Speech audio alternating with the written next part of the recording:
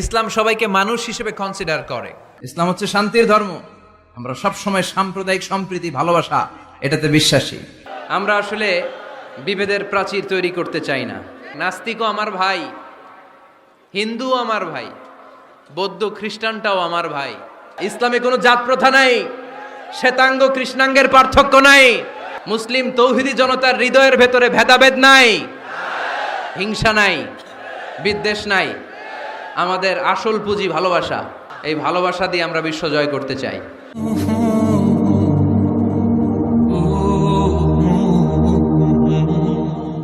ইসলাম হচ্ছে শান্তির ধর্ম। আমরা সব সময় সাম্প্রদায়িক সম্প্রীতি, ভালোবাসা এটাতে বিশ্বাসী। এই ইসলাম বিরোধীরা এরাই হিন্দু মুসলমানদের মধ্যে যে সম্প্রীতি এটাকে নষ্ট করতে চায়।